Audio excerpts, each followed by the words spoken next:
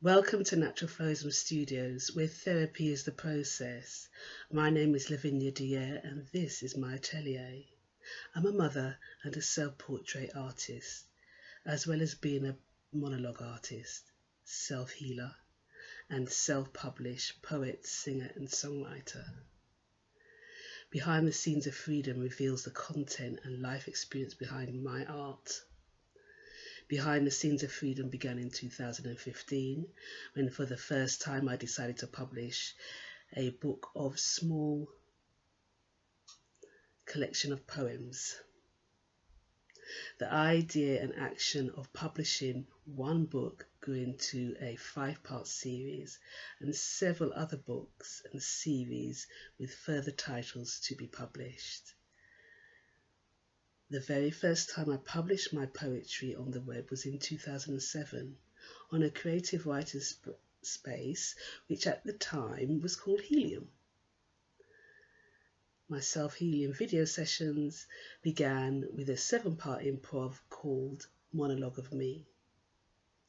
The process of healing in this video session is to remain structured and scripted whilst describing the ongoing antics I have experienced since being stalked. What I express here today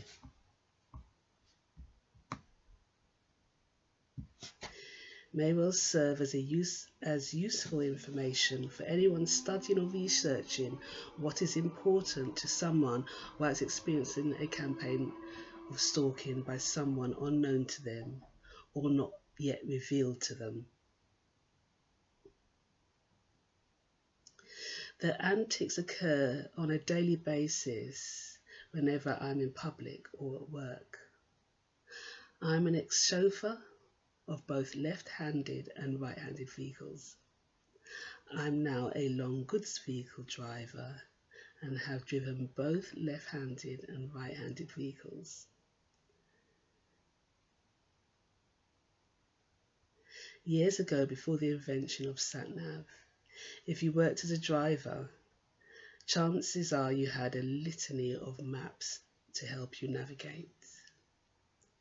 An A to Z of London, an atlas of the rest of the UK if you were only a national driver, or a bunch of atlases for Europe. This meant whenever you showed up to work, you did so carrying a very heavy bag with all your maps if you were a go here, there and everywhere kind of driver.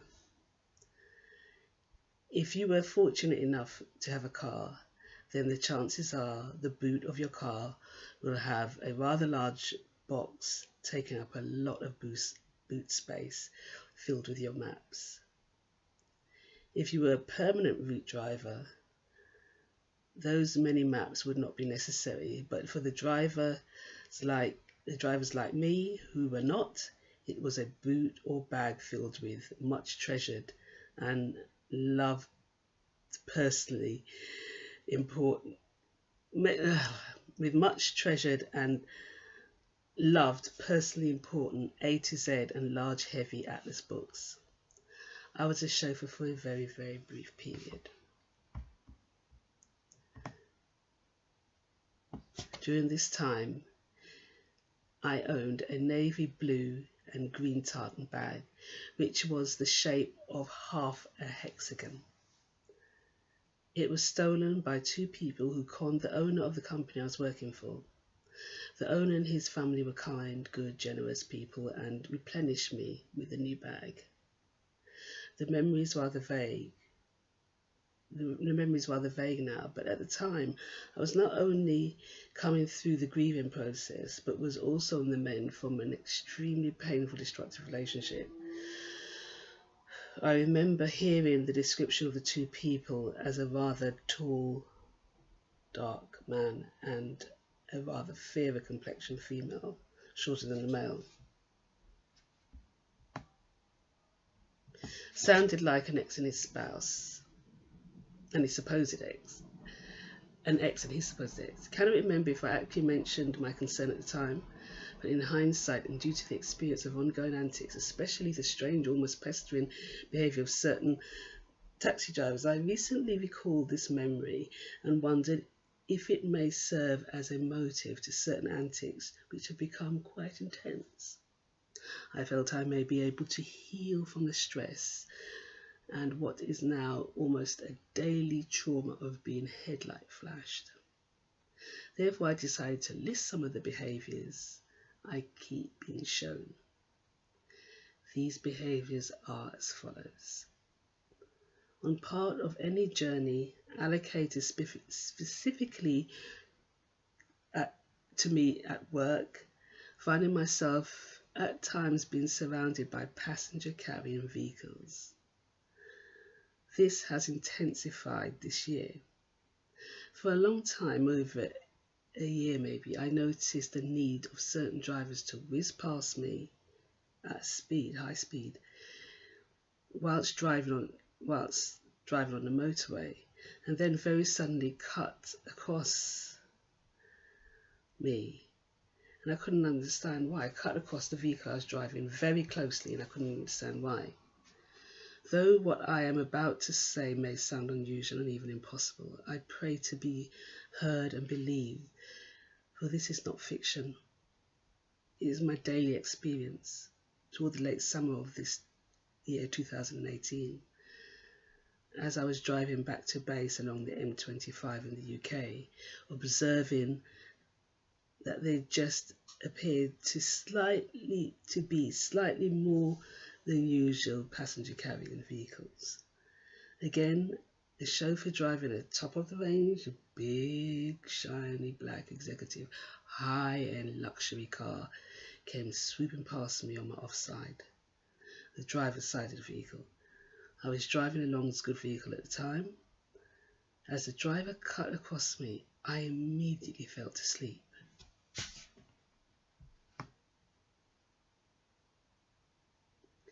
For many years, I have had struggles with unusual sensation whilst driving, feeling my head being dragged backwards and forth. Feelings dragged back. Sounds odd and feels even odder. Sadly, typical of my stressed out, traumatized way by being stalked on and on for so many years. I caved and blamed myself again and again because I do live with health complications. But I swear that morning I saw the driver, a bronzy looking young person. I will not comment on gender orientation because I cannot confirm it. But this all pertains to 2007 when I woke to find helicopters at my window and my private world changed whilst going out in public became cruel. Cruel least of all because I began to hear and become aware that somebody had claimed they had hypnotized me. I knew I was being attacked, targeted or accused by something or someone. But for what, I still do not know, other than a very sick individual still hangs on the verge of my life. In 2007, it was like being targeted for the love affair I never had, for the success I never achieved. It was like being the life and soul of a party that I was never required to attend or would never be invited to, nor will I want to attend, but yet would constantly be required to provide the entertainment for.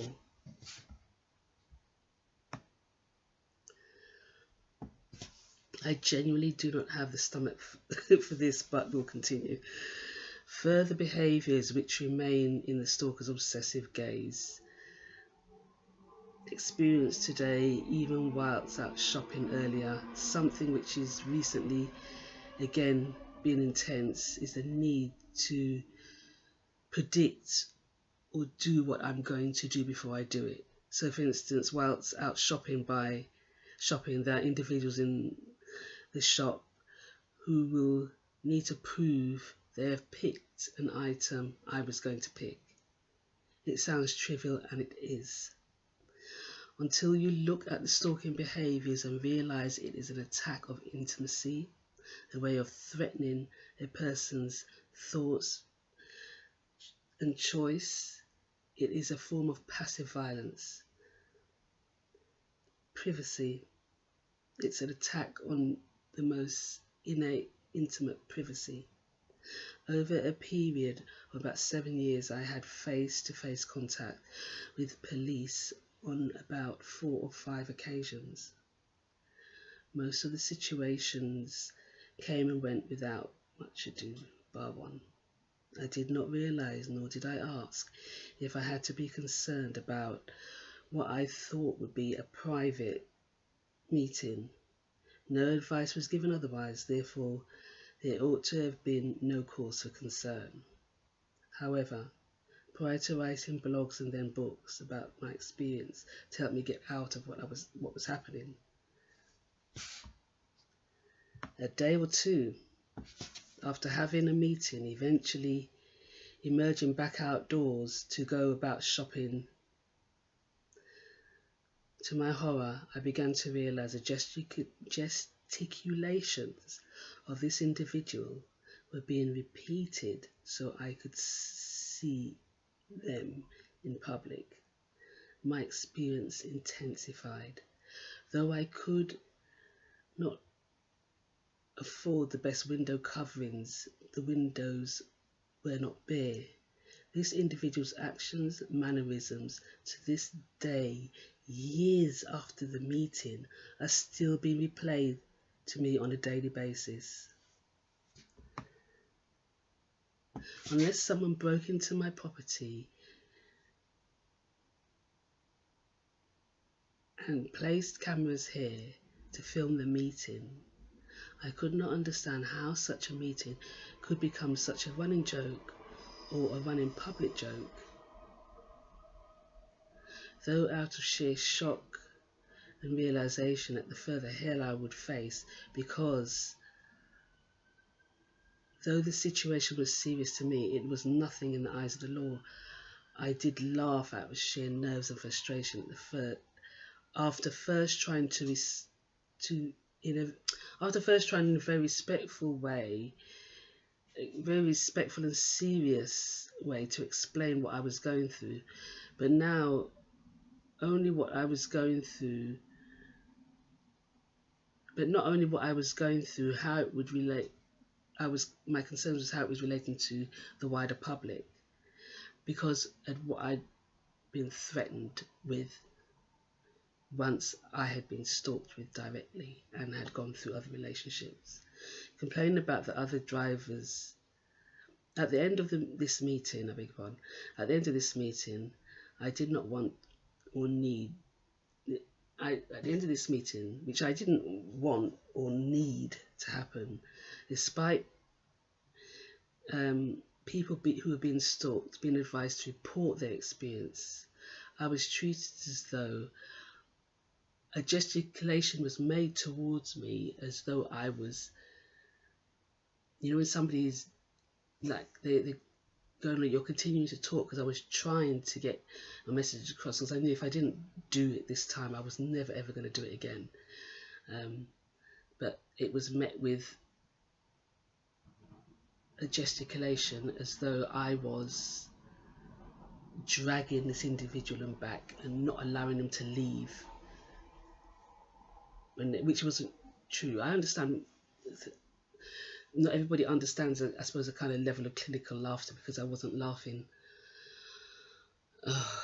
Like I said, I was laughing because I realised the enormity of what I was going to face, and realised that it began to sink in things I'd been asked to do and the kind of relationship I'd had with the law anyway. But there's nothing there that is overt or whatever, but that moment, it just sunk in to me what this was and where I was being attacked from, and it wasn't just outside in our world. I believe there was something wrong behind the walls of the law, and the wrong was who is there. I didn't make any connections on that particular meeting. I just tried to move on with my life. Complaining about other drivers flashing their headlights seems stupid, and I agree, it is trivial. I'm sorry if this is so sad, because I'm a tendency towards dyslexia. I don't know if that's any of a problem, but I do find it difficult. So I'm not able to stay scripted. I cannot achieve the purpose of the session. But one of the things that I have mentioned in my book several times, and that has been a bother to me in a sense, has been, I forget I'm wearing makeup, complaining about other drivers flashing their headlights seems stupid, and I agree it's trivial. But given this does refer to stalking behaviours, I retain a concern. An ex drove with his headlights on full beam constantly. I watched a documentary about 2 serial killers who used the flash of headlight method before they committed their crimes.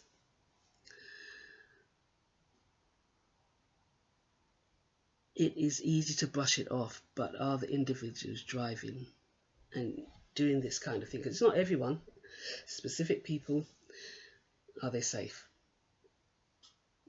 I refer to the use of headlights outside of general behaviour and those odd occasions when anyone, including me, can be driving with their headlights at full beam just because they forgot to turn them off. And that happens to me. As I said, this is not what I'm referring to. There appears to be some kind of code language to what is being done. During the period of 2007-2008, I was returning to base, heading along the M6 toll road, which is in the Midlands, just before the services, it's Noughts and Keynes services, and police pulled me over. I had hooked up to a trailer at base where the lights were short-circuiting. Something had misconnected, so my lights weren't working properly on the vehicle. The officers attempted to show me where and how to change the bulbs to resolve the issue and advised me to pull into the services. The officers left and I only saw one officer, who was a passenger. I did not see the officer who was driving. The toll road was quiet, no traffic as I remember. I was still by the side of the road when the officers left. The next thing I knew, the police car was coming up the opposite way with the headlights blazing into my face. Towards me. The truth is, I don't know. Into my face. The truth is, I don't know their work. Why and their ways force. It is only because it appears to be an issue I thought I would air it.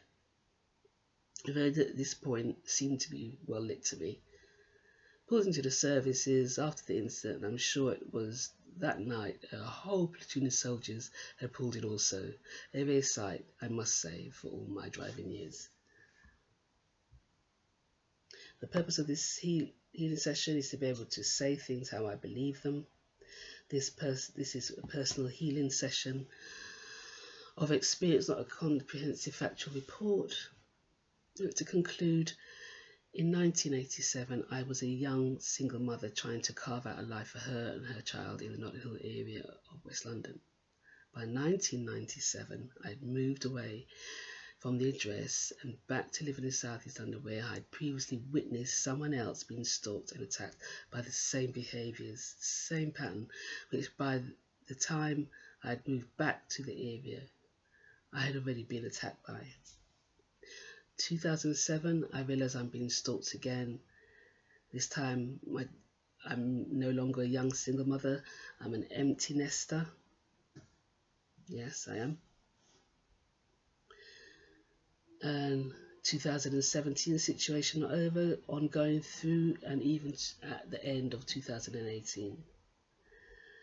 This may not seem like anything to anybody else, and whilst I have not been able to formulate everything I would like to say, I'm so glad and grateful I could sit here and say something about what I've been through. For the longest time I could not even stand to even have my picture taken, let alone sit down and video myself. Slowly but surely it is possible to survive. The healing session was to remain scripted and structured all the way through. I've managed it somehow through part of it, but not all of it, because I am truly more comfortable being improv and speaking spontaneously. I shared this so it can be used for research purposes, for people who may be studying what are the reactions of people and how people are in their private moments whilst dealing with a lot of external events. What I'd also like to say, I mean, it seems like a gang pattern, but with regards to having an officer in my home, it wouldn't be the first time. But for some reason, I couldn't understand whether the behaviour that I'm still seeing today was a result of the individual that person was, whether they were corrupt or maybe they were a good person. I don't know. I just didn't understand them, and you know, different people bring out different things in different people, so it wasn't the easiest of situations, and really it should be dissolved in my mind and not even a memory to this day. But I keep seeing this kind of people leaning to the side. I mean, it means nothing to anybody else except for what I understand the relation of it. And this is the kind of thing, if you study or research the different behaviors carried out by people, there are different types of stalkers. You get a really aggressive stalker. I can't go through, I've written about all of them, but this being spontaneous at this moment, I can't go through all of them because I realise again my focus is still with somebody who is intimately stalking. You know, I mean, even being at home, I mean, it shouldn't, and part of it is, it's so hard because I know that this is still going on in this person's pattern. It's not just me. This is what I've fought with. I've made a mistake of blaming myself and trying to take responsibility for somebody else, and it's not the thing to do. Because it's a lie to yourself when you know the truth, but because I cannot connect it to evidence, I struggle. I'm not going to lie, I struggle to even collect evidence. So my eye's going to be fine because due to wearing makeup, I can feel some of it in my eye, and that's a bit sensitive to me. So what I want to share is how difficult it is. Part of it is me, and I just got to man up and get on with it, but I find it very difficult to use cameras on people and to film what they're doing. I really do. I find it distasteful, and I'm convinced I'll get the wrong people and end up being done for stalking or done for something. So I actually don't like to do it despite equipping myself. But even at home, I've got to get this out, even at home I still feel I've met everybody. I've made a point of being very welcoming to everybody because I know what it's like to go and live somewhere where nobody welcomes you. It happened to me, and then everybody seems to have turned against you. You can't find a friend or a chicken amongst anybody, you know. So but despite that, there's just a pattern. It's been so intense recently. This, what I used to call watch, copy, groom, create, predict. It's like if I was to describe the other person, the profile in my own head of the other person, is that they really appear to be on the edge, desperate for me to know who they are, but don't want to reveal themselves, terrified of being seen for what they are, but yet their identity, being able to just live, it would appear, it sounds really obvious to say, but they need to, this is it, again and again, it's come down to the need to show me what is going to happen next. That's it.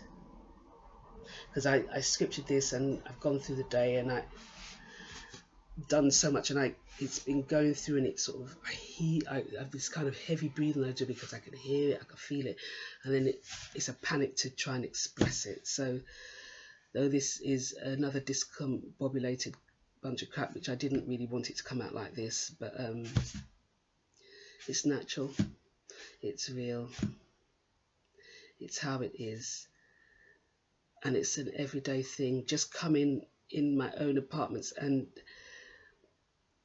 I don't believe, sometimes I hear like somebody's in the hallway. It's just the little act of somebody coming to make sure the lift is on the 4th floor just before I leave for work or something, and it appears to be incredibly kind. If it's what somebody's, I suppose you would do if your friend or your family or somebody you're having an actual relationship with. And what I refer to as relationship is good relations, healthy relations, where it's consenting, not somebody who you don't know is sneaking up behind you and trying to have a relationship with you because they once knew you or because they don't know you, and you're not consenting to it. I'm trying to get on with my life the way I know it, and trying to build through a business you would not believe, maybe to look at me, but and to have this person sneaking up trying to be intimate with me, it's disgusting to me. I don't care if it's somebody that I know or somebody, and when I say it's like somebody who's yet to be revealed, because I have my suspicions, and it's difficult to be in relationships with people where it's two-faced. You know they've lied, and you know they're very sick, and you have walked away, have consistently walked away to leave them with the space they need to get on, have done everything to try and get on, and yet it's still coming to you.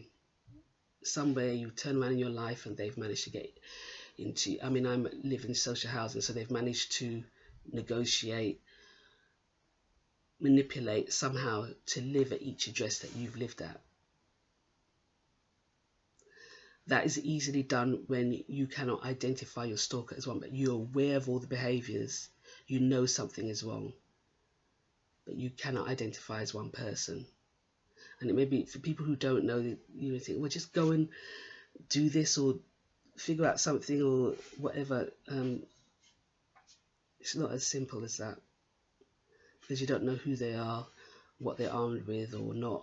You know, sometimes it just weevils down to somebody who's over something very small and very petty, and it's nothing, but sometimes it could be somebody who's incredibly dangerous with a lot of contacts, you know. And unfortunately I was to eventually find out some very dangerously violent people criminally, so I don't want to make more of it than it is. This is years later and I should have moved on. Like I said, this spans from 1987. This is when 1987, 1988. I look back over my diary, so sometimes when I was writing, I don't think I've written the correct time, but I would say this basically began around 1987. And I wondered if these are anniversaries when things happen. So this started in 1987. The very fact it blew up in 2007. And if you don't understand anniversaries, there's something I learned from spiritualism when they spoke as certain dates, like your birthday's an anniversary, and so that in that I mean, it doesn't connect. So, but the pattern and the intensity of it really, it just began to speak to me for some reason. It just came to my head the other day that these things happen because someone was trying to mark the years that they knew you or that you had a relationship with them. There is a bitterness, a real bitterness. The best thing I can do is move on with my life, and I'm going to let this just roll, is get on and move on with my life, which I am doing. I get really terrified that I'm really not helping myself, but I am helping myself. I always get into this not help. Maybe that is the, yeah. Oh, God, what would I really say? I want to walk when I'm free. I just want to walk where I can heal.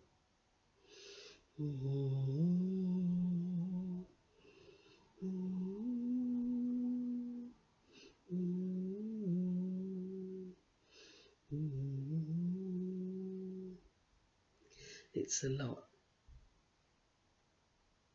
Just trying to center myself again and see if I can accept whatever it is I need to put out here.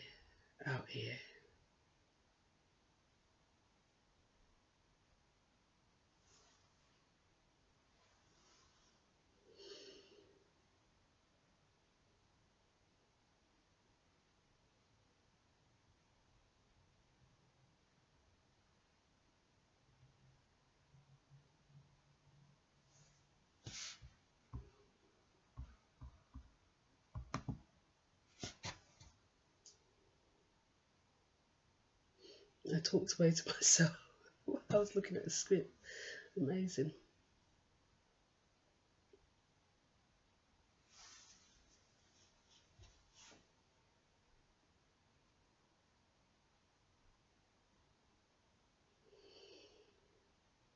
I really don't know what else to say because I have sat with this for so long.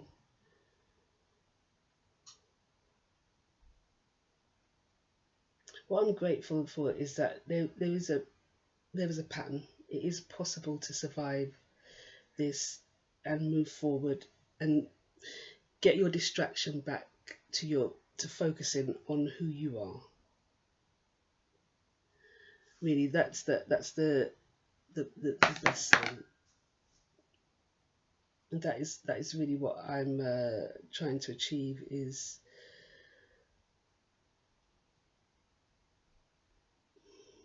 it's really hard to put yourself forward, warts and all, to really show yourself just how you are. It's not the easiest thing to do.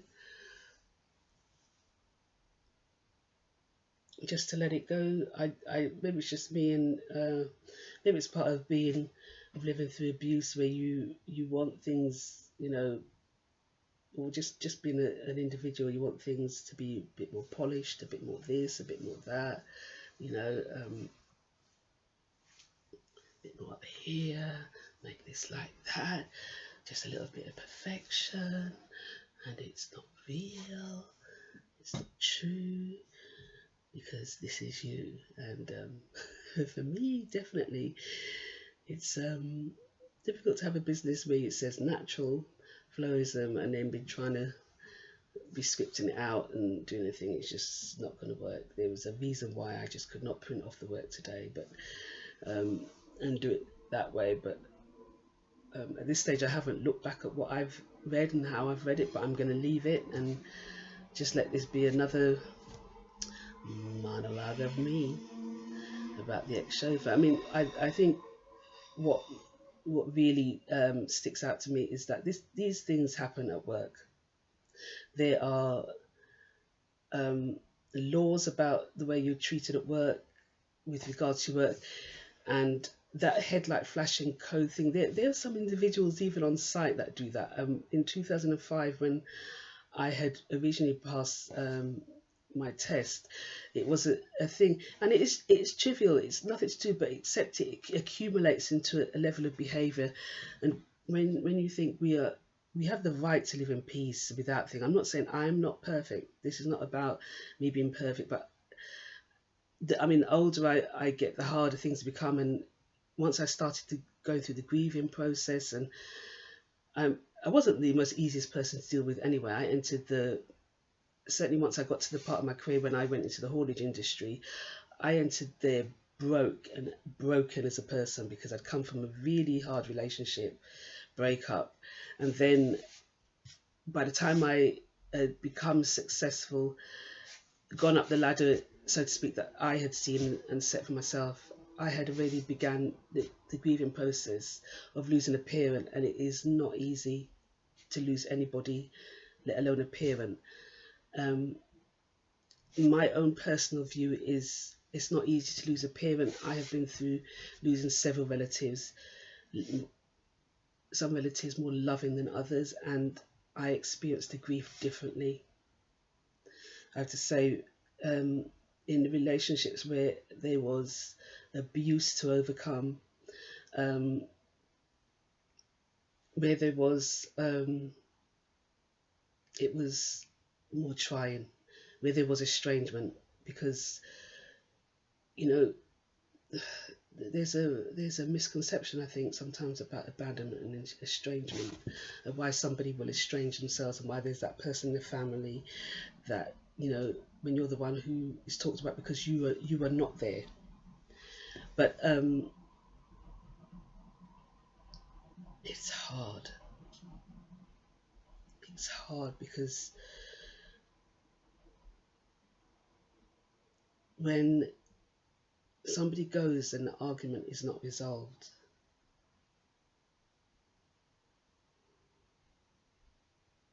you live through that argument, you relive each argument.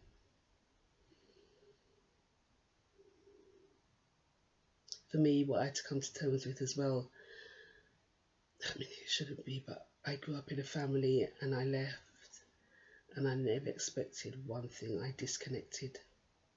I was severed. I am still severed.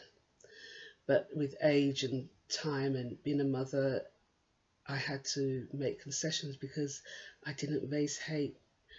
And children have a right to know where they come from and who they come from. And it's been a difficult journey because it's difficult because who did whatever they did to you in the family? It's not everybody. And it could be difficult for anyone to understand, well, I didn't do that to you, so why do you find it difficult? Why do you feel severed from me? Or do you find you have not made a move to come and look for me? And I have to admit, I'm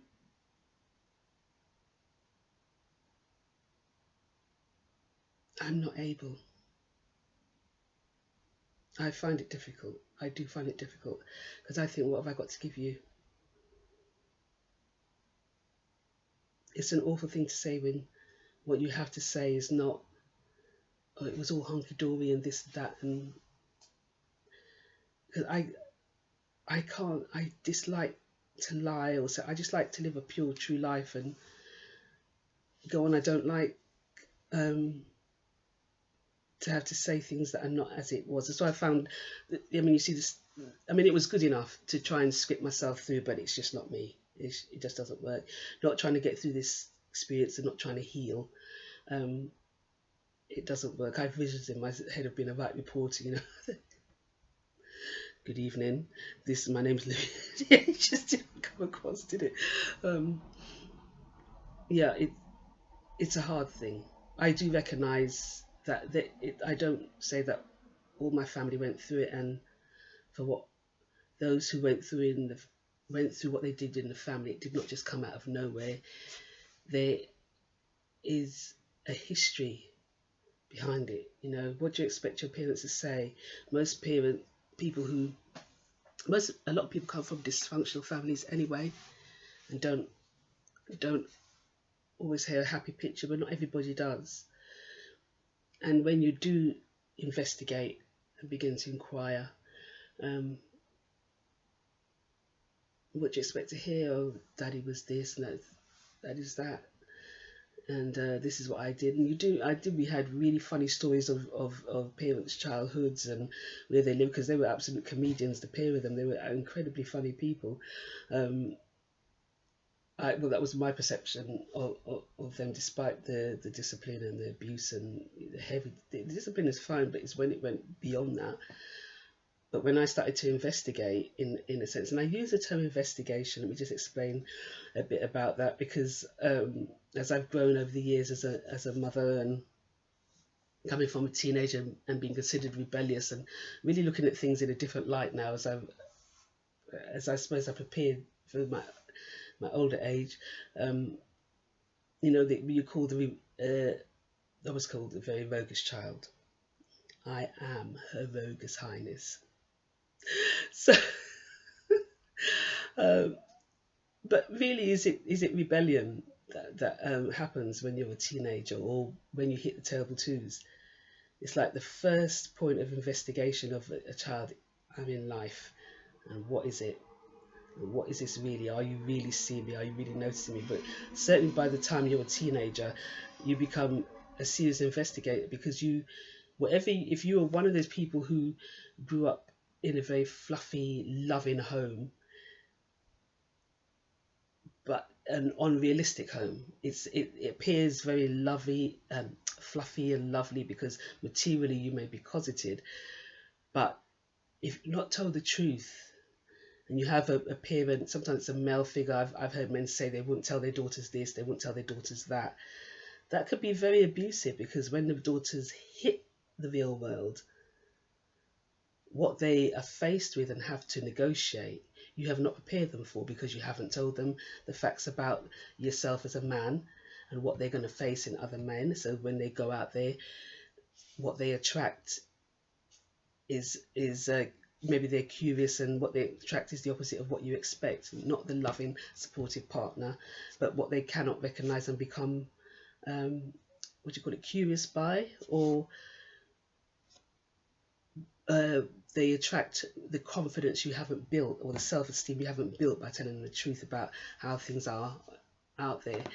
So, you know, it can be shocking.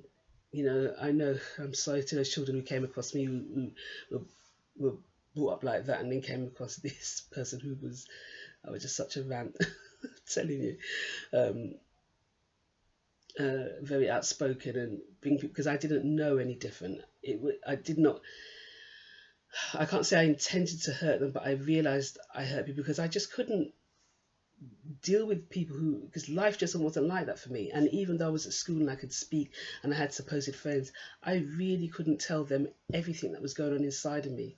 I led a double journey, not because I was being two-faced or anything. I said this before in the last series, but because essentially no one else really could understand what I was living through, that I'd already become a woman. Even in making friends, I'd go to friends' houses and would be faced with their parents making jokes like, oh, if you were an older woman, if you were old or something, I would have made a woman out of you. And it seems trivial and probably nothing to be bothered about, but to my experience, who had already become a woman, so to speak, I did not need that being flung in my face. And it was detrimental to anything lasting, any lasting friendship or united friendship once I got away from that situation. And things, as much as I want to be free and be universal with people and accept people, things just sit with you. There's, maybe I'm not going to say even maybe I need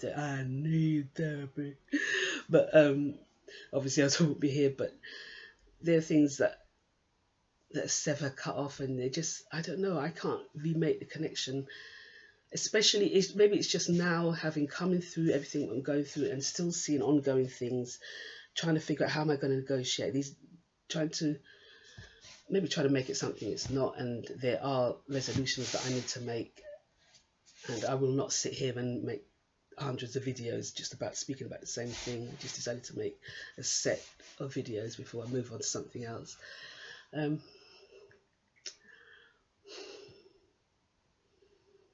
For my own sake, I'm just going to leave this. I've lost my train again. What I'm trying to scan through with myself is, there are things that keep reoccurring. Speaking about the hypnotism, in 2007, I never dabbled in hypnotism, despite going to spiritualist churches and believing in clairvoyance and mediums and things like that. I never signed up for hypnotism. I bought books about it when I started to realize there was something going on. How did this person know exactly where I was and what I was going to do and what my choices were, and intimately be attacking me, and in such a way where I could not defend myself because only I would know. They have a pattern. There's a pattern whereby, this is where this has come up now.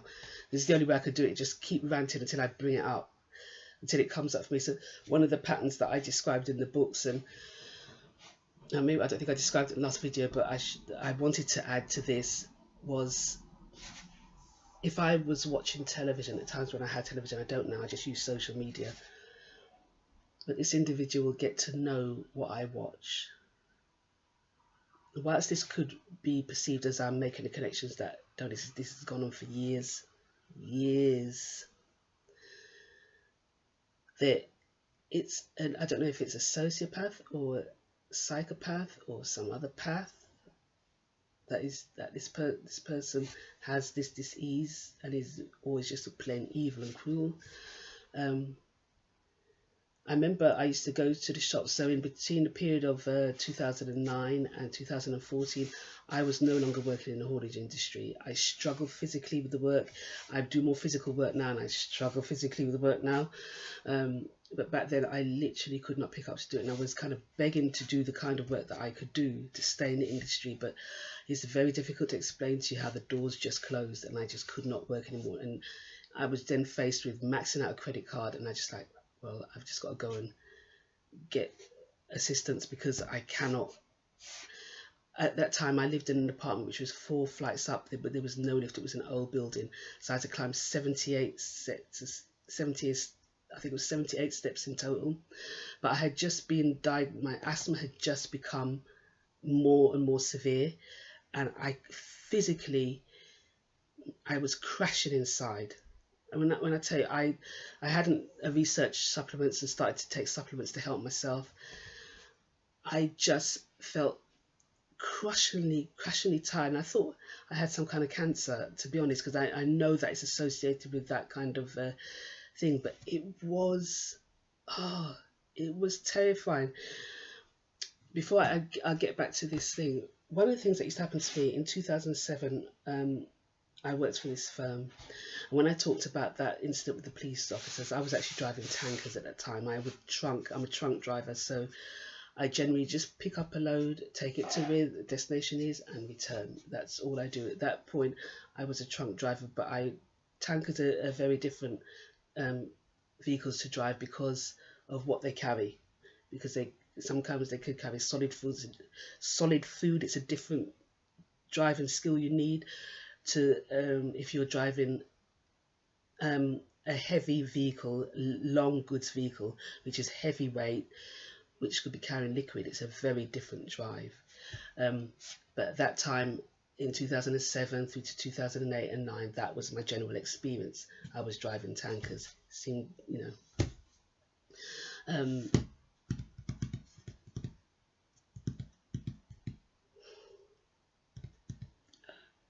improv.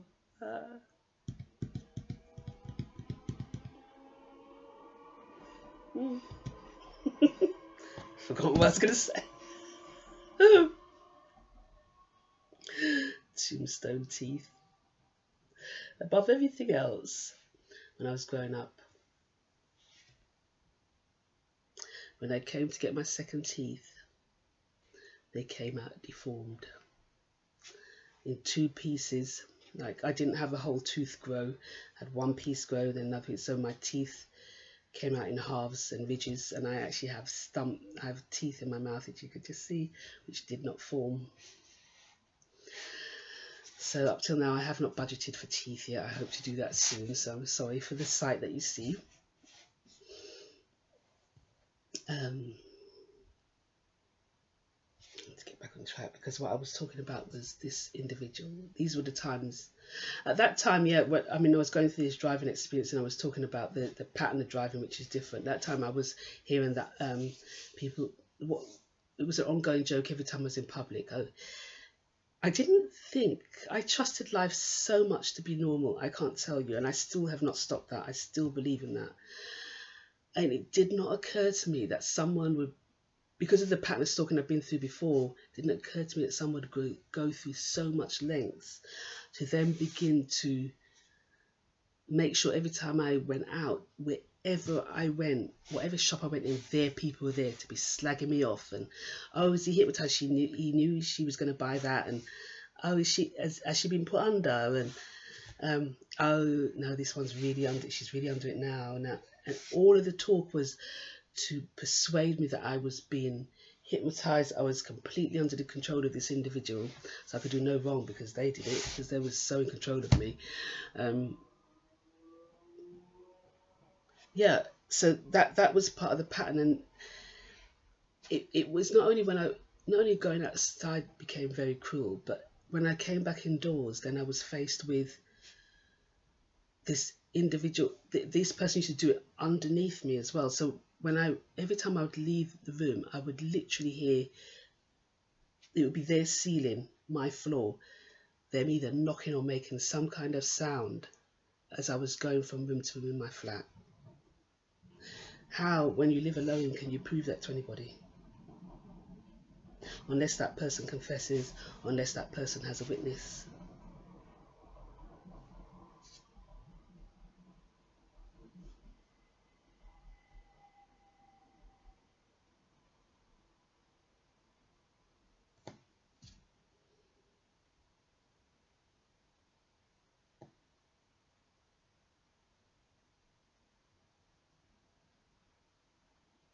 You can't. I could tell it to you. I could possibly make a film about it, get somebody to reenact it. It would cost a lot of money. I wouldn't be doing that. I just painted it. You can catch it on my Saatchi. This time I'll try and remember to leave all the links below. You really, it's unbelievable. I lived in that flat 2006. It was a South Bank area of it's Waterloo basically in London, and the property is beautiful properties. The landlord has, as far as I'm concerned, a really good portfolio. But that when I say private, intimate stalking, that is it's a form of subtle domestic violence. It's a form of something. And what I was saying previously, before I went off about being a tanker driver, I'm not a tanker dispenser driver. I'm not trained in ADR. I don't have any of that. I don't want any of that. Nah, too stupid for them sinting. I shouldn't say that about myself, but I'm not focused enough, I believe, for it. You know, I think well done to those drivers that go out there, to all the young people that go out there and do it. Well done. Do not be sending people around, or because I noticed there's a pattern. I'm going to get back to the indoor. The indoor thing is very trying for me. And like I said, even though it sounds very petty, and I don't want to pick on anybody specifically in my close vicinity, but I have a concern that there may be a threat there. But even though, and I'm concerned about it, but yet I've met people here, so it's what I really want to convey is the quandary. If you could sit through this hour film, then it's the quandary you're in the whole time. And it maybe just get real about it, get very structured about it, and saying, yes, this is happening, yes, that is happening. What messes me up was meeting, what puts me off going into a police station or going to the police and wanting to speak about it was the last meeting that I had. Where when I realised what was said back to me, I knew that for someone to deny what you're telling them, and you've never met them before, they've either known you before, they are aware of the dynamic of a situation while you're not. I've never been the type of person in any crowd or situation, specifically when I was at home or even at school, to be the person in the know. I'm kind of the people, I seem to be the person you come to because I would listen through to your problems and try and give you advice. Not that I'm any scholar of advice or anything like that, but I always seem to be around people who were keeping something. I wouldn't be the person they would want in on whatever the in thing is. I don't know why that was. Always from even the beginning in my life, I was always experienced people turning against you. That everybody don't want to talk to you, or people. I remember words at school like snide, and you snide off at this person, whatever. But I always remember coming up against situations where I'd be shunned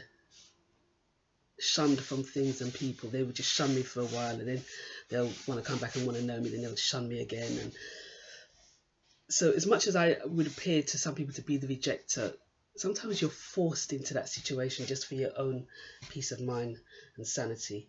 They feel you've rejected them, but really by the way they treat you, they just kick you in the face, and you just have to at some point get your self-worth together and say, look, F off, man, I've had enough. I'm not going to let you treat me like this. You have to go. And you have to stay gone. Years later, no point coming driving past my work because you once worked with me on reception or anything like that. No, please move on with your life and be happy. There's no need, there's nothing here for you. You look at everything that I've placed out there about what is going on in my life. What the hell are you looking for? Nothing. So oh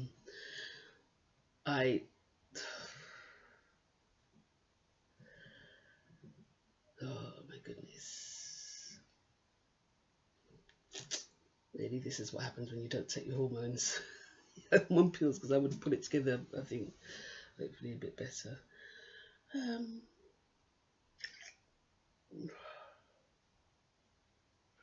what to do? All I figure is if this is what I've got to do to pull my strength together, and this is really how I have to do it. I probably should not allow such situation to thwart me having a relationship or beginning a conversation. But it's very difficult when a situation is around you, it's happening. This has always been my problem. I know things are directed at me, but they're not happening to me. Do you understand? I can get on with my life and go about my day, and things are getting better, to get the confidence now to go out, and because I'm determined with this year going out and with a new year coming in, that I will just let this out completely, push it out, keep saying it, get it out into and culminate the whole art thing, bring the canvases together that I'm creating, which are of dreams and the poignant things which stick with me. Like I just said, coming home, watching TV in my private moments, and then having been out to the shop and seen just certain things placed in a certain way, or a conversation, or something that I know was deliberately done to get my attention, and not really knowing what the connection is, and then coming home and watching something or seeing something and realizing a sentence that has been said and it's sticking with me, and my head then goes back to, I saw this out there and somebody was just doing something to let me know it was me, and that something is being said or being done to be done, and then realizing they've tried to say a certain thing towards me, like oh, I wish I could have you, or I don't want to be vain, but, or a threat about what they may do, you know. Somebody who cannot communicate directly, or maybe they can actually communicate very directly and very clearly, they just don't want to with you because they would rather see you be tortured, maybe because they feel you didn't like them, or your attention went to somebody else and it should have been with them, and they're going to forever punish you for that. Because what I certainly feel recently is, like I said about the party that you're the life and soul of the party and expected to provide entertainment, but nobody really wants you, nobody likes you there, and that's how I feel about a lot of situations that happen around me,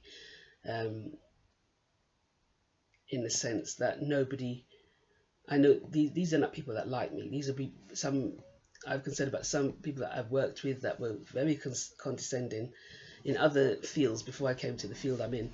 Very, very condescending. It didn't occur to me till recently, when this headlight flashing thing went on, and I managed to catch a glimpse and realize they were women. These are women doing this. I shouldn't really be shocked by it, but I couldn't understand why. At least I didn't think I knew the people. Then I caught a glimpse of one individual, and I became concerned. I used to be a hospital receptionist, an actual clinic receptionist at one point.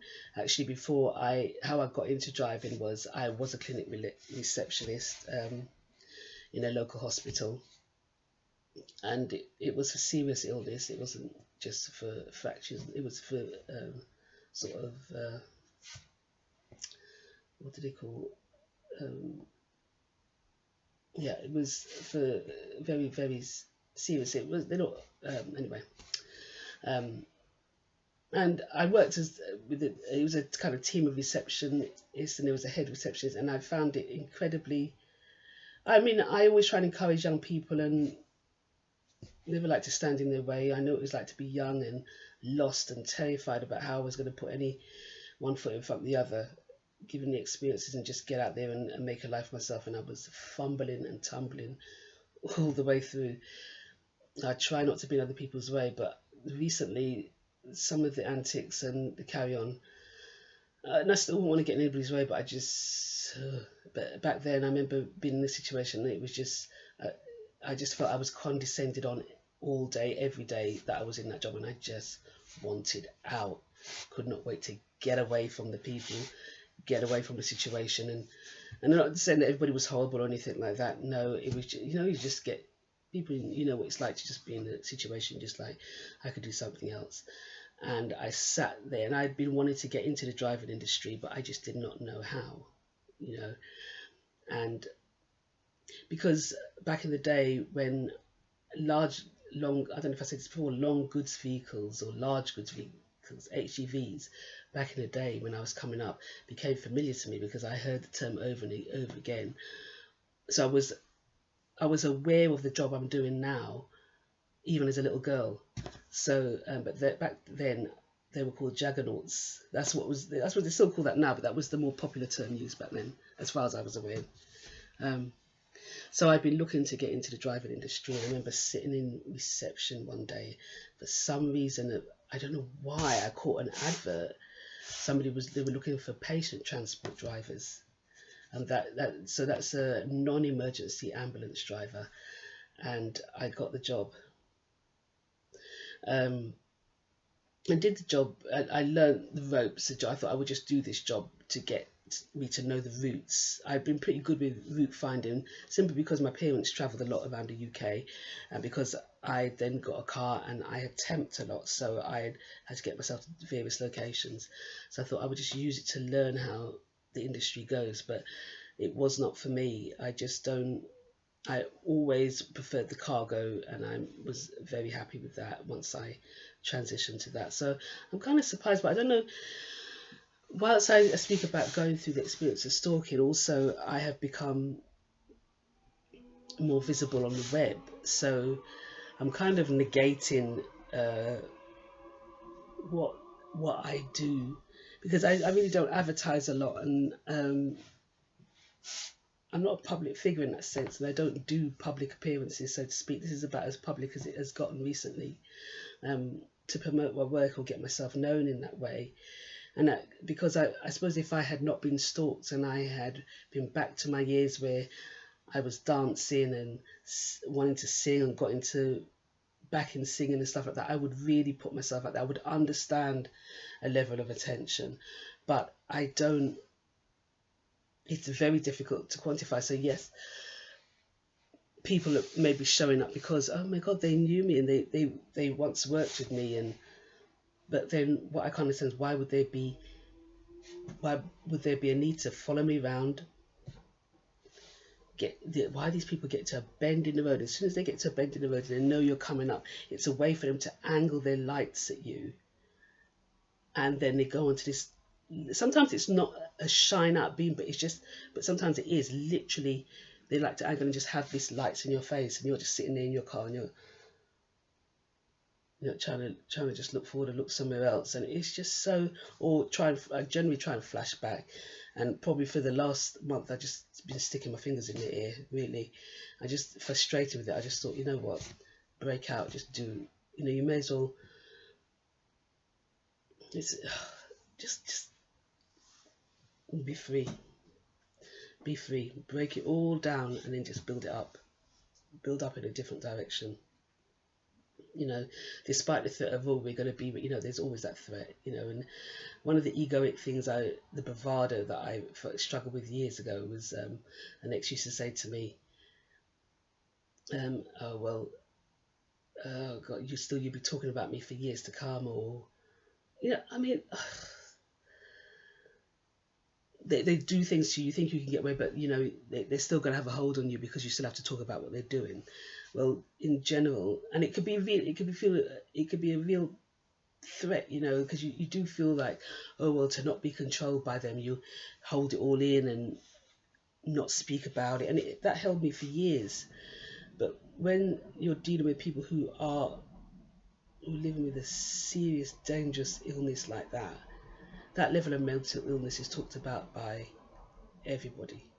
So once I started to realise that it wasn't just about that person having a hold of me, it's a conversation that needs to be had. It's survival and personal survival and private survival that needs to maybe become public and be seen in these kinds of forms. So I'm just looking at the clock, that's an hour. That's a long time to go on with these things, you know. How long was a film in a cinema?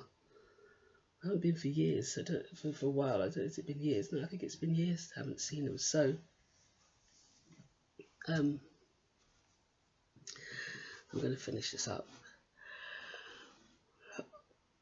The bullet points. Let me see if I can do it by bullet points. Intimacy stalking. Somebody is doing things in public. They, any case, have to be around you. They will have to know where you're going to shop, where you work. With in my particular area of work, they would have to know the route I'm taking. So some contact will have to be made between, for them to be there between.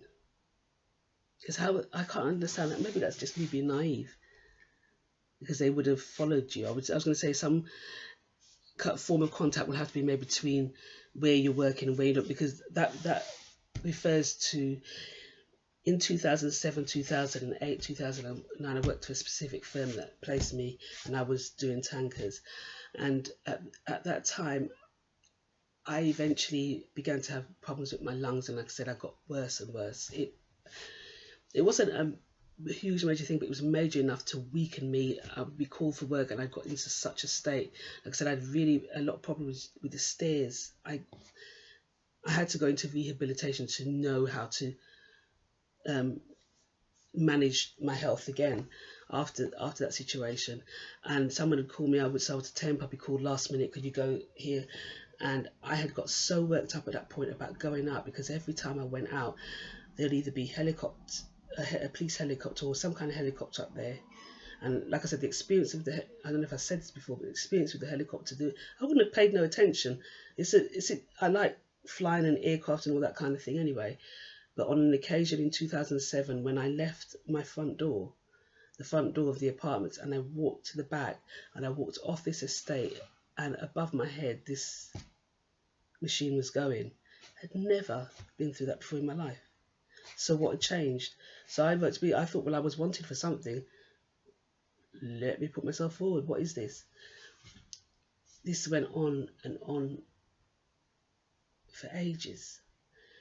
The pressure, I noticed there was a pattern to my work. So that one night I was called last minute to go somewhere, and I got downstairs. I got so worked up at going out with the fear of, I don't know what the hell I was being attacked by, what was going to happen. I actually did collapse. I got to the car, but I collapsed. I said and I had to phone him and said, I can't go in. I physically, so lost the night's work, and I was on pretty good pay then. I lost the night's work. That was the effect it was having. That was the financial toll it was beginning to take. And I started to notice the people that this is why I said there was some relation between the people, or I'm not saying the firm I work for was somebody within the firm, because it's strange, that same firm, how I got, after I could not find work and I realised there was a campaign of something going on, I eventually could not find work, and then somebody from that firm who was working that firm contacted me in 2014 after I started working for them in about 2007 to say that they remembered me and did I want to go out to work. And then these antics started again. There were a different form of them, but there was antics. Back in 2007 and 2008, 2009, for some reason Friday was a big day for this kind of thing going on. And it was almost like being jeered at when you walk past a pub, and people were like, oh, we're going to come, and one guy had said, I understood what he was saying. It was like, I'll be outside the pub near where you live. So where I usually had you had a choice back in the day. I had a choice back in. It seemed like life was normal, and if you didn't mix with people outside work, you didn't mix with people outside work. They wouldn't then make a point of making sure they were at your supermarket or trying to enter your home. Recently I have had the experience where I think it's not just a thing. I come home, I know I've left the place a certain way, and I come back and it seems disturbed to me. And that seems to have happened when I've changed places I've worked for. I get scared to say these things, but that's my experience. And And it started back in 2007, where the boundary between my work life and my home life didn't exist anymore. I would go into work, and I remember going to work and having a suspicion that I never had gone through this before, where I literally felt they'd left, certain individuals had left that base and had gone to where I live and had gone through my apartment and then come back and was talking about it. Why I would go through that. So I don't even want to say, oh, you was on a minute, but I don't want to give any excuses anymore for what has happened. Though I cannot literally say to you that I haven't got no evidence that has happened, but I know there were certain things going on then, and I knew my home was being disturbed, even though in law it wouldn't be seen as broken into, even though it was being broken into, that it was being accessed, and that I had not gone through that really. Maybe it had been going on all the while, but I hadn't really gone through it consciously, really been aware of it since I lived at home with my parents, of them type of break-ins, when there was a lot of break-ins at that time. But the pattern started again, and it's been with me even when I moved here, and I felt relieved and happy. And then some guys had come in the hallway.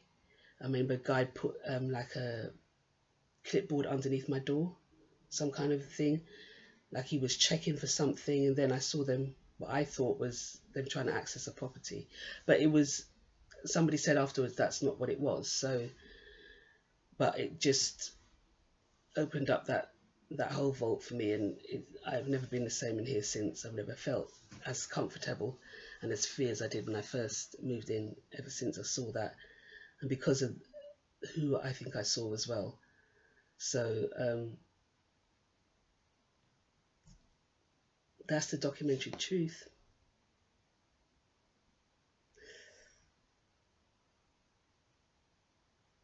So don't give me the bullet points. Intimate form of stalking. Work-related stalking behaviour. I believe there's some kind of connection there. In this day and age, people could start web pages about you, or start some kind of game about you where they think it's quite fun for people to spot where you are. There is also the thing that lorries actually have their own fan clubs, sometimes their own thing. But I don't believe that is what it is. For whatever reason, it isn't what for whatever reason. When it comes to the law of attraction, despite I still have a lot of studying to do. I do believe I did my best to move on, but really did I? Maybe though it's a tall order, I feel if I'd got out of social housing, I didn't have the confidence, financial confidence, that I would be able to sustain it. And maybe I shouldn't, maybe I'm always complex whether that's a belief or a truth, and how to deal with that. Because you have to face your reality, and the reality is if you come from a certain set of circumstances, it's not that you can't get away with it, because people do it. People have done it very successfully. And I pray that from this point I can really do that as well, manifest and attract much more different than the hole I fell into. And people speak about this. I speak about it as stalking, but if I was really speaking on a spiritual level, and it is stalking, but if I speak a bit on a spiritual level, this is like the wall tumbling down, and something I didn't hear in the beginning that was a whisper in my head, and something I didn't listen to, and it just came tumbling down. And probably from the Millennium, I had feelings of wanting to own my own company and do well in business, and could not find, I tried, but I could not quite find the way to do it. And then when it comes to law of attraction, I had read so many people's spiritual awakening stories when they'd gone through the bad divorce, the menopause, the illness, and whatever it is, the bereft of being an empty nester, and of actually becoming an adult orphan, and the trials and tribulations they go to, but pull through the other side to really find their spirit and to find themselves working in flow bringing the ego, the personality, the bravado to serve the greater purpose of the soul, and really living a more peaceful, aligned life in that sense. And I don't mean to sit there, because I do follow and read all the popular spiritual seekers and who have done expressively well. So I don't mean to be sitting here parrot fashion, because I found this, despite reading and looking at all their work, and it's very beautiful and everything like that, and has healed me and pulled me through my points.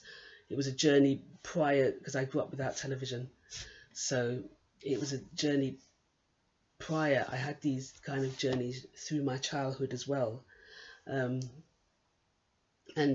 being brought up in a Christian church, despite my early experiences predisposing me to leading me into the seediest forms of life, so to speak, even though we're all equal in our difference. But there are some, this is very, incest does that, when it happens in a family and nobody takes notice, and there's no legal recourse or justice or healing. I don't even know what to call it. When I look back on what was just left open, and I look back on the little girl that I was, and it just didn't happen to me. I'm speaking about my story. This is I said, when you think about what would you expect your parents to say to you of their childhood, and what do you hear about them being beaten mercilessly, being worked, not even expected, had to work as children, had no sense of tenderness or intimacy. That has been a thing that I had to learn, and then to still be faced with a situation of being intimately attacked. And I don't mean by physically, but psychologically, somebody intimately forever trying to attack and have some kind of conversational communication with me after it's been over, or from somebody I just don't even know, and not realize the damage that they're doing. It's like if you're an unknown. I mean, this is what it felt like when this whole attention started. I didn't know what it was for, and it literally felt like being attacked as an unknown. But can you imagine being attacked as somebody who's obscure, lives hand to mouth, knows nobody, and then some big boss who owns everything then decides they want to start paying you attention, and hasn't got the sensitivity to come and introduce themselves to you in a sense, but decides they're going to bawl you out in public like dry fish. You know what I mean? I don't know, man. I chat some things.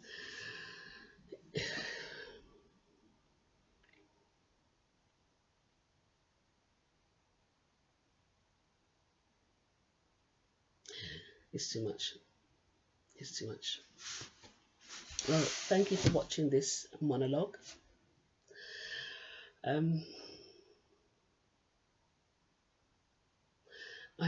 don't know what else to say. I suppose I'm trying to control something that is not for me to control. There are people out there with answers. It's just a period of my life I would like to end, in a sense. I do not want to be sitting here speaking about stalking, and it's going to take a lot of courage now, because you can always, I found out part of the process when you start to express it, and I really didn't want to be caught in this situation, because I'd seen people who become so obsessed with getting evidence. And I've read, when I did used to read a lot about what people go through, and they said it could almost be a twofold thing though. So you're being stalked by somebody, but to really put yourself, to really get over what is happening, you can actually then end up stalking that person to get them done for stalking you. And I didn't want to be like that. So maybe there's all that I could have been more proactive in being able to get hard evidence on people, but I just find it's so varied now. I don't know if I'm in a mix of, I know that something is not normal in my life, but also I don't understand what it's for. Like I said, there's just a set of activity going on, and that's the reason I read out the experience about, and sort of name was I'm an ex chauffeur. So because it's one specific area, I began to wonder if that individual had been targeted because of what I'd gone through in a bad relationship with regards to having a friendly conversation with an officer with regards to my experience. Again, why have I continued to see depictions of this individual's behaviour? I, as you can tell from what I've said, I've sort of pushed it towards that must be something to do with that individual, or what they do, or what they were going to do, or something in that sense. It's hard for me to then again realise that someone out there is so jealous of me that any interaction that threatens their idea, or probably the worst thing is because I've spent so much time in a solitary state, basically, or was seen on my own, probably. Even if I've got family coming to see me, there is a level of heightened activity which I can describe as jealousy towards me as a mother. So this individual now is not only jealous of, is suffering from their jealousy. The direction of the jealousy is towards anybody who interact with me in this private way. I don't know, because I'm just trying to find, but certainly as a mother, when I start to turn my attention or have time with my child, I know there's a level of heightened activity with regards to jealousy, or trying to play out something which lets me know they have already been looking at her. So it's not just me going through this, I'm going through this as a mother. This has been an attack on us as a family, as a single lone parent family. It's not just me. I speak a lot about my experience because I prefer to have more permission to speak about as a family, but it is not just something that pertains to me. There is a process of jealousy, of ongoing jealousy of certain people. I interact with people on a daily basis. There's not always a reaction to that. The only other thing that it relates to, and this may seem really, really way out, is and this may go back to school days, but certainly anything I look on social media and of specific people then becomes mimicked in public and relayed in public, and which I find really, really weird. And the only thing it could go back to is, I mean, when I was coming up as a teenager, I had my crushes on people, but because I was very insulated in religion, so I didn't grow up, like I said, with television. I didn't grow up with popular magazines. I only learnt about them when I went to school. So what other people, my contemporaries at school, were viewing and going through, then I got to do it. I learnt through them. The only other time I was exposed to what we called worldly or secular music or popular culture was because I was given a radio during my teenage, and I used to late at night put it under my pillow, and would listen to all the pirate radio stations. So I got to learn about all the different genres of music. I got to learn from that some great music from people I mixed with at school, but then in my own private moments would go wild. And I remember when I eventually started to go to spiritualism and get interested in spiritualism and psychics and all things like that. I was always interested in horoscope and stuff like that, even though I originally when I first was taught about it, I didn't like the idea of being called a certain star sign and anything, and I was so rebellious towards it. But eventually it really did become an interest to me, and I would be able to think of a song. I want to hear a song, or I'd feel, oh, I'd really like to hear this song, and I just, I could feel how I used to feel about the song and want to dance, anything like that. Turn on the radio, without fail, that song would be playing. It fascinated me knowing it was just my normal. That's how I live life. But anyway, I feel a bit embarrassed to say this, but up until recently, I saw this pattern happen. And I'm aware this is really vague because this is monologuing and this is somebody just ranting about, and I'm not going to pretend I know how to convey this to you, for you to believe when people are blatantly out there doing this, but they have no personal connection to me. And it really is the work of intuition and instinct. When you meet someone and they've been sort of ducking and diving, you could kind of feel that there's just a feel to it. I could barely describe, for all the words that I've got, barely describe something that just triggers off. And they've been on a tip or something. They've either been watching you, or you just know you can't have a normal conversation. I don't know if I would ever have a normal conversation again with someone. I hope I will, simply because they know your work, and once you've started to write, to find someone who could talk to you outside the experience is going to be a gem to behold. Anyway, back in the day, I fancied country music singers, older men than me, and I also, what I'm saying is that I did not grow up in popular culture, so to learn of popular culture, it had to be something either a parent was interested in, others wouldn't know, or as I got older, I could then go into the newsagents and scour through magazines. So then I started to get to know who was popular, but a lot of popular culture I did not know. Pop stars I did not know about. The class at one point, some people in my class decided not to speak to me because I didn't have television.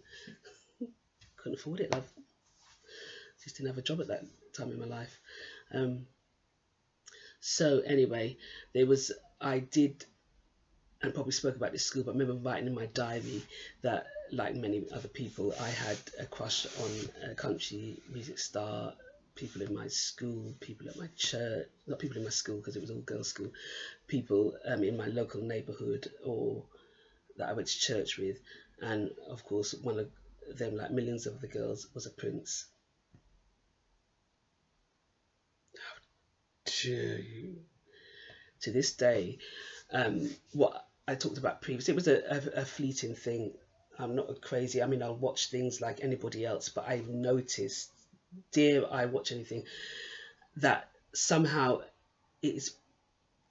somehow these people who know your data, or know that you've watched a picture, or if you've left it long enough on your screen or something like that, pick up on it.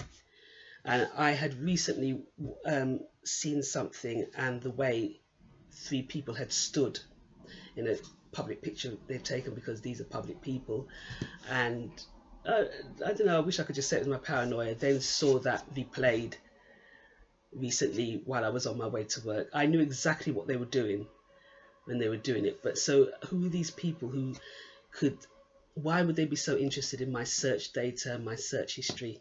Because I'm not doing anything to anybody as far as I'm concerned. Yeah, I speak out about myself. I've had my times. I'm a driver, and there's certain places where you shouldn't go, and sometimes I forgot, specifically when I was just learning routes as a patient transport driver. I used to take a route through a certain neighbourhood which I shouldn't have taken, and me and my belligerent defiant self had to come to me. I didn't really get it, as a driver, you're as good as the knowledge that you hold, and as you can carry it out, because the amount, it's a very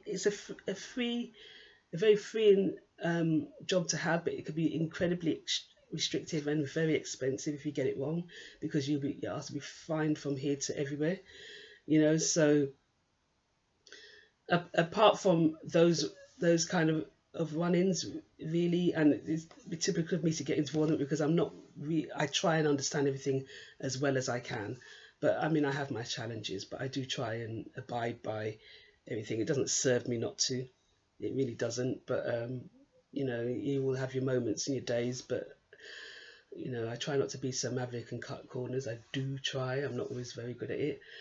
I can't understand why that would be a bother or interest, but I noticed that is an area, if I dare mention it, is a problem. And I just brought it up because I realised that I mentioned it deliberately, and just to dig out to see now what the reaction is.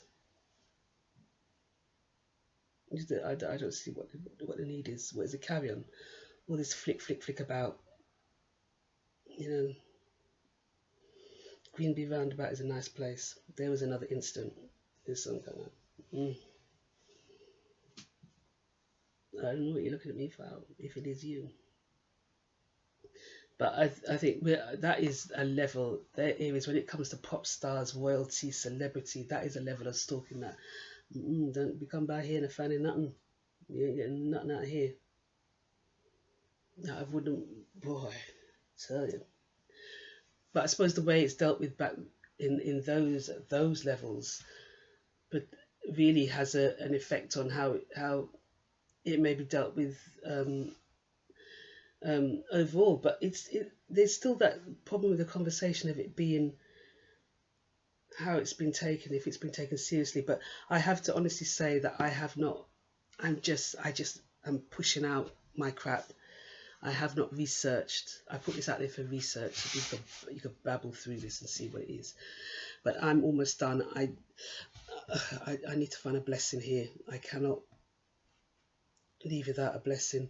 Excuse me, hiccuping and everything like that, because I've been talking for too long. Can't really see. It's 1 hour. No, what the hell? But this woman can't just chat out the place like that, you know. I really need to change my subject. Thank you for watching. I hope this has been helpful, and I hope if you choose to receive a blessing, life blesses you. It's possible to survive one blink at a time. I cannot pretend to sit here and say I'm not hurt, but I have to release. I do not, and another thing is, throughout my work, I do not claim to have lived through or experienced the worst case scenario. That is not a claim here. It has been an ongoing scenario. There are worse. I've been through worse situations with stalking than this. But what I want to impart is the effects it can still have, and how long it can have the effects, and what it looks like. What somebody, given a conversation of the real me. When I started this out, I actually started my last company. The company I started, Lavinia's Own Designs, which I will develop, I hope, to a further state. The strapline was a meaningful difference, and one of the things, once I started to come back into creativity, is that I really wanted to give the customer the truest form of myself, so they could really know who they're dealing with and what they're buying. You know what I mean? So especially for my art, I just felt my art was more stranger than anybody else's. It is not. That was my insecurity. But I certainly wanted to impart to any collectors or people who are just viewing my art, who is really behind it and what the experience is. Because sometimes, unless you've been that successful, and even though I say, I think it's for everybody up the scale. I think probably if you're higher up the scale, probably you get paid even less notice too. I think as well, if you're in business, you're expected to fund, and I can't say it's wrong, but not everybody has the capacity to do it, but you really are expected to put all the evidence together and just present it, the appropriate evidence.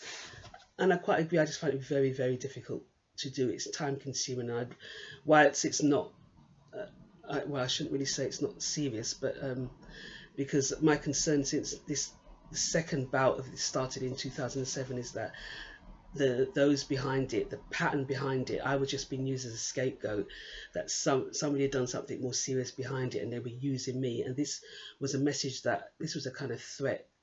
It wasn't kind of a threat. No, was it? There was a threat to it, but this had been something I'd heard in a relationship before, a relationship that went very badly wrong for me. That was incredibly painful. I find it destructive. I don't want to keep going on about it and digging at what it was, because but there was a message there, and then I got into other situations, and all the way along that I had been hearing these messages. Oh, what is it? There was this situation when I was at work, and there was this whole. This was a really serious banter place, though. It was that guy over there, that young guy over there, really fancies you. So I never saw who the person was and whether it was true or not. But I think what's happened is, despite going through this situation with the first situation where the guy turned apeshit and really set off a campaign upon me for years, and that was a very one-on-one thing. And this was in like from 87, 88, 89, there was no references to what you do. I didn't know not to answer back. So you start me asking to fuck off, man. What are you doing? And man would just blow up at me. I want to talk. No, be Livy. My name's Lavinia, but for short, this person will call me Livy. And I'll be walking along the road and be in my face, Livy, walking beside me. I'm pushing the pram, and Livy. I remember this happened to be in the Queensway area. This man this was over. It was over. I used to go to a park nearby. That park saved my life because I had nowhere else to go. I had a relationship with a platonic, like a best girlfriend, and it wasn't a best girlfriend relationship, and I just was drained. I was terrified as a mother. What am I going to do? How am I going to make it work? I'm not good. I don't have an education with money, and what I thought was fear was actually premonition. But I could not I couldn't get it over with. You know what I mean? But I was on my own, and what I decided once that relationship was gone, and I really wanted to meet somebody I could be happy with and possibly marry and have more children. At the time when I was young, and every day I just decided every day I'm going to get up and get me and the kid to the park. I'm just going to get her to the park so she could play, and we met new people, and it was all right for a while. And then again I started to realise there's somebody's finding that something. I did not think family were coming after me, or I just trusted that people got on with their lives and moved forward, and people I went to school with had gone on to get better lives. When you're kind of not the sort of in person, they consider you a good friend, but only not because of who you are, but what they can get out of you. They don't really want you. So I just presumed, I always felt people were more than me. I didn't ever think I was accused of thinking I was better than everybody else, but that was not how I felt. I felt everybody, had their man, and I was struggling in this flat on my own. I had to kid it out, and people, thank you for people that helped me put something together. But it was a minefield trying to negotiate, trying to find the kind of relationships, and trying to innocently go on with life as it was normal, and not realizing they were other people trying to manipulate things behind the scenes. I really trusted people and moved on, people that had got up and gone away and made their life elsewhere. I really believed they had done that, and I just moved on. I just thought I was moving on. And it's hard. It is possible to go forward, learn what you need to learn, try and remain focused on your work. That's what I'm trying to do. I just pray somebody could look here. I don't know. I've babbled on for so long, kind of lost my head through it, but it does help me to get it out, and just show myself as I am, because I think in some cases there's innocent people that get caught up in something, are asked to, or pointed out to them and told a bunch of lies, and they think they're coming after you to heal you or tell you something, whatever, and they're just being used. And on the internet, people could make up things about you and point, you know, have your picture there and be saying this and that about you, and people don't know who you are. And I've noticed that there's a pattern of accusation that going. There's a pattern that whoever starts the rumour campaign or the grooming campaign seems to go into action again. They tell some people something, and then they come around me looking suspicious and wondering, you know, what I'm doing. For some reason, the boot of my car seems to be of interest to people, which is why I explain the story about what is in the car. Like now, I'm just an old person. I shouldn't have to explain what's in the car, but because I wrote a poem that related to the brain being in the boot of a car, and I remember changing the some of the lyrics of the poem for some reason, maybe because of what I've written. I can't remember exactly all the different things I've written. I should, because I just bought all the books in, but some of the books to prove. But I just noticed people doing these really, you know, maybe they're just doing it to offend me or to you know, just to, they're sent to make me feel uncomfortable. They just want, somebody's just sitting there and just wants to wind me up and get under my skin, and just cannot get on with their life and move forward with themselves, cannot be bothered to pull themselves together, too scared, so they just sit there, oh, send this, say this and that, make sure you're watching her here, there and everywhere, and for no reason apart from that they're ill.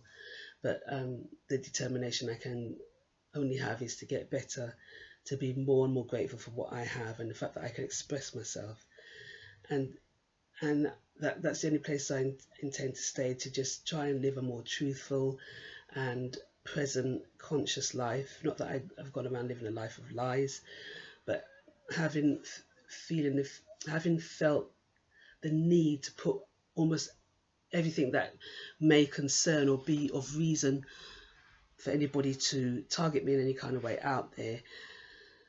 I can only pray for others that are like me in my situation. I don't think that I'm the only one living like this. No, I know there's other people out there, and that was another thing. Okay, I saw this in two people in front of me, and this girl did this thing with a rope, because we used to play rope at school all the time, and anybody knows back in the day before video games, and well, I think they might have still been in the making then, I was one of those people who grew up playing two balls, donkey, and you had to get your skip on. And it was so exciting, especially when you could jump to rope. It was such a thing to have under your belt. This is another thing. So I saw that I was at the traffic lights at junction just up the road that leads out. It's the way out to the arterial roads, the A12. And I saw them by the park, the junction by the park. And I could feel my attention pulled towards this girl. She's wearing the most brightest, blondest hair.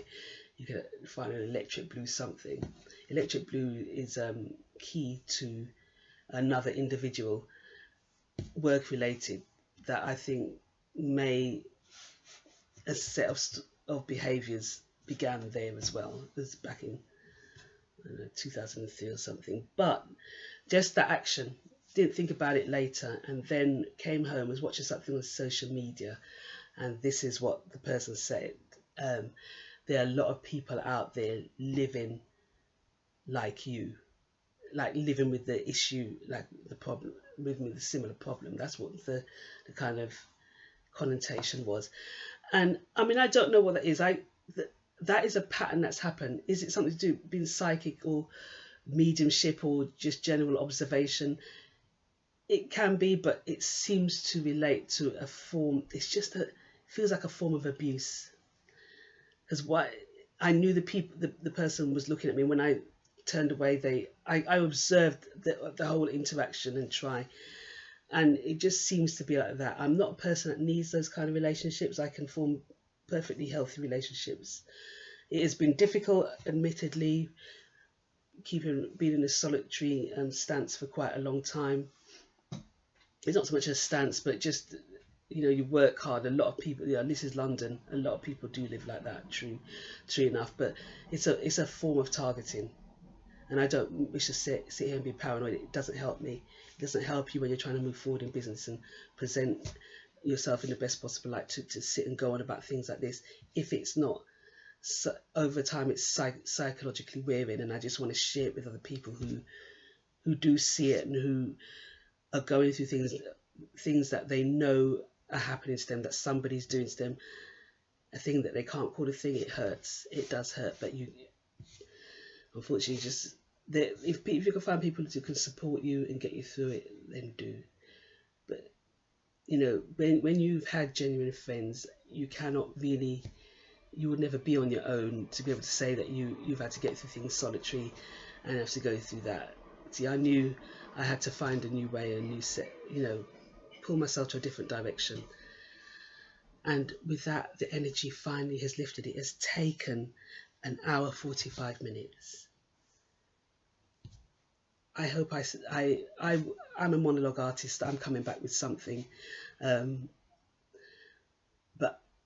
I pray that I could pull away from this reluctance of having to, or be feeling forced to do something that you don't really want to do. But though I'm grateful, I can express myself in the comfort of my home.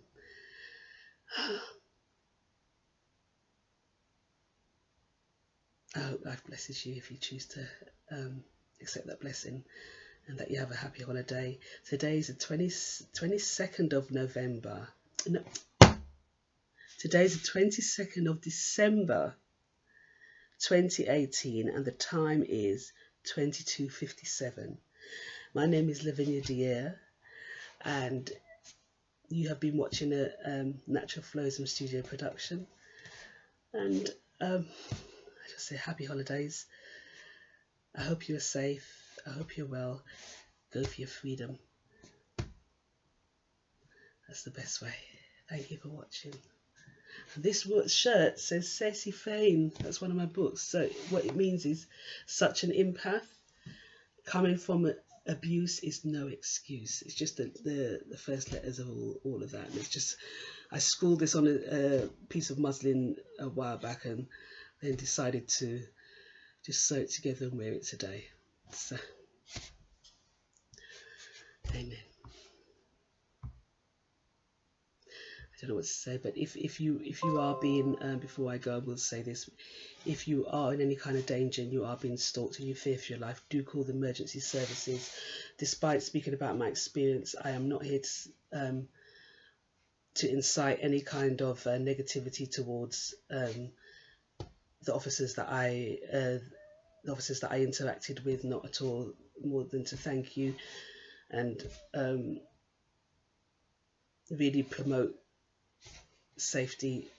I hope this people who have been asked to do things that they don't realise, or I've been pointed out to you and you've been asked to follow me or investigate me for any reason, I hope this nearly 2-hour vlog monologue answers your questions and allows you to look into my face and look into my eyes and make up a decision about whether you think I'm a nut, crazy, guilty of some more serious crime, which I am not, as far as I'm aware. And hope I will never be in the future. It's a challenge every day to go out and work and be very safe, and I try, and I don't need all the extra things happening. There are some dangerous people out there doing some dangerous things to people while they're working and while they're driving. And I hope somebody, I don't know what to do to make people take notice. I